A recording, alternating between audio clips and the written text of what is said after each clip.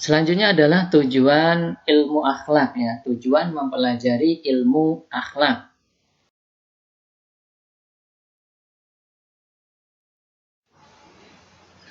Nah, tujuan mempelajari ilmu akhlak ini adalah yang pertama, tujuan mempelajari ilmu akhlak dan permasalahannya ini menyebabkan kita dapat menetapkan sebagian perbuatan lainnya sebagai yang baik dan sebagian perbuatan lainnya sebagai yang buruk. Ya, kita bisa menilai apakah ini perbuatan baik atau perbuatan buruk.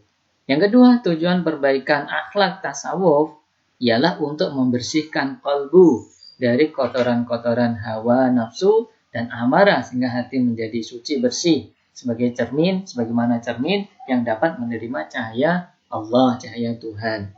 Ya, untuk membersihkan. Yang kedua adalah untuk membersihkan jiwa kita, membersihkan hati kita. Yang ketiga adalah ilmu akhlak berfungsi memberikan panduan kepada manusia agar mampu menilai dan menentukan suatu perbuatan untuk selanjutnya menetapkan bahwa perbuatan tersebut termasuk perbuatan yang baik atau yang buruk. Tujuan yang ketiga adalah ilmu akhlak ini untuk dijadikan sebagai panduan di dalam kehidupan kita. Jadi, ya, tujuan ilmu akhlak adalah untuk apa? Memberikan pedoman atau penerangan bagi manusia dalam mengetahui perbuatan yang baik dan yang buruk. Terhadap perbuatan yang baik, ia berusaha untuk melakukannya, dan terhadap perbuatan yang buruk, ia berusaha untuk menghindarinya.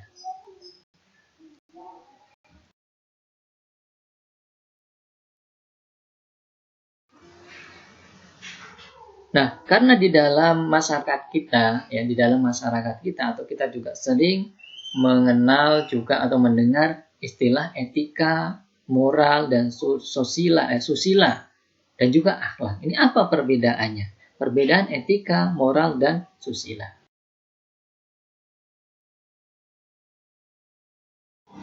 Kita awali dari etika. Ya, kita awali dari etika.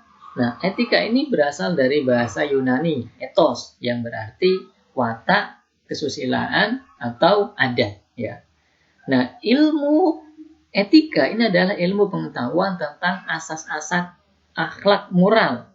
Berdasarkan apa? Pemikiran manusia. Ya.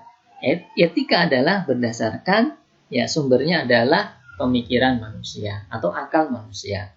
Nah, etika sebagaimana filsafat moral yaitu studi yang sistematis mengenai sifat dasar dari konsep-konsep nilai baik, buruk, benar, salah, dan sebagainya berdasarkan akal pemikiran manusia. Nah, di dalam etika, kriteria baik, buruk, benar, dan salah itu, ya, itu berdasarkan apa?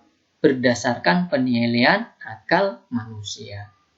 Nah, yang keempat, ya, etika lebih merupakan ilmu pengetahuan yang berhubungan dengan apa? Upaya menentukan perbuatan yang dilakukan manusia untuk dikatakan itu perbuatan baik atau perbuatan buruk berdasarkan penilaian akal pemikiran manusia. Nah, selanjutnya adalah moral, ya. Nah, kata moral ini berasal dari bahasa Latin, mores, yaitu jamak dari kata mos yang berarti adat kebiasaan.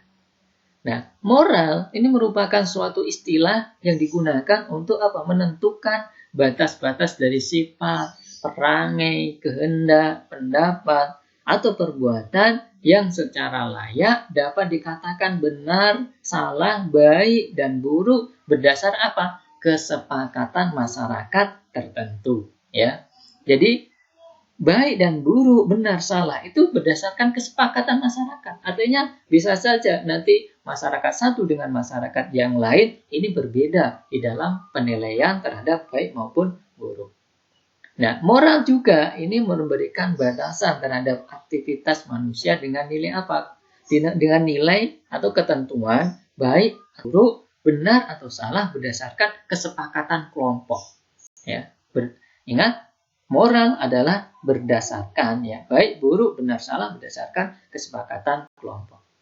Jadi ukuran benar salah dalam moral adalah norma-norma yang tumbuh dan berkembang berlangsung masyarakat atau sering disebut dengan adat istiadat atau kebiasaan.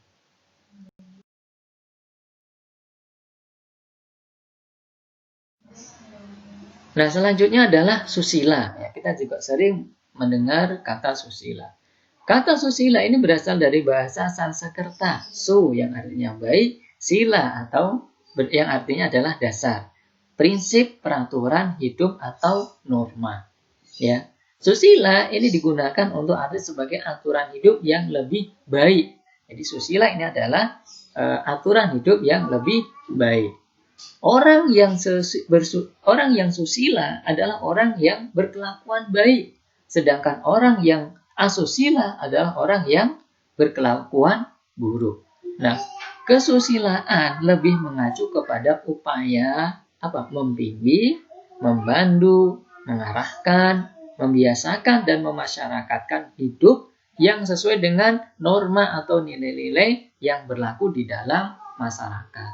Nah, di dalam susila ini sendiri ya kriteria benar baik, ya benar atau salah, baik atau buruk, ya sesuai atau tidak sesuai, ini juga berdasarkan kesepakatan yang berkembang di dalam masyarakat tersebut.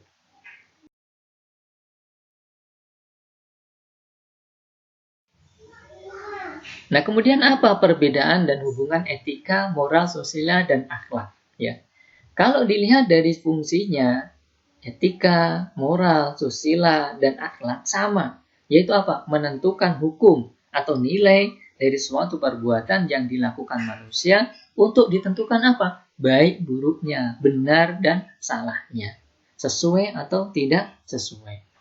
Sehingga perbedaan etika, moral, susila dengan akhlak terletak pada sumbernya. Ya, pertama etika. Penilaian baik buruk berdasarkan apa? Berdasarkan akal pemikiran manusia.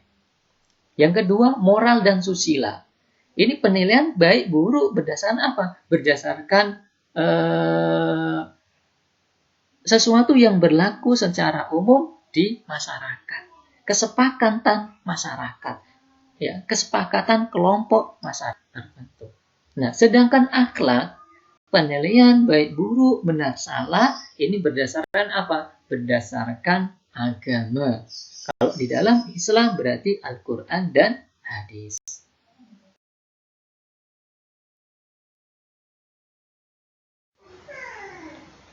Nah, sehingga di dalam etika, moral, dan juga susila serta akhlak, ini akan kita dapat simpulkan bahwa etika lebih bersifat teoritis, ya, menjelaskan ukuran baik buruk yang berlaku untuk manusia secara umum. Ini berdasarkan apa? Karena pemikiran, ya, teoritis. Nah, kemudian yang kedua adalah moral dan susila. Ini lebih bersifat praktis, bersifat lokal dan individual. Ukurannya adalah perbuatan manusia, ya, berdasarkan kesepakatan kelompok. Kemudian etika, moral, susila merupakan produk rasio pemikiran dan budaya manusia. Sehingga kebenaran yang dihasilkan ini bersifat relatif, tidak mutlak. Bisa benar, bisa salah. Sementara akhlak bersumber dari Al-Quran dan hadis, karena sumbernya adalah agama yang berasal dari Tuhan. Sehingga kebenaran yang dihasilkan oleh akhlak ini adalah absolut dan mutlak.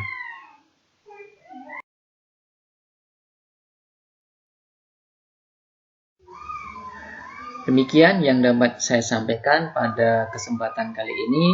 Anda juga dapat memperdalam untuk mempelajari materi pada kali ini, yaitu dengan membaca beberapa referensi seperti ilmu tasawuf yang ditulis oleh M. Solihin dan Rosyan Anwar, kemudian akhlak tasawuf dan karakter manusia yang ditulis oleh Profesor Aberdeen Nata, dan juga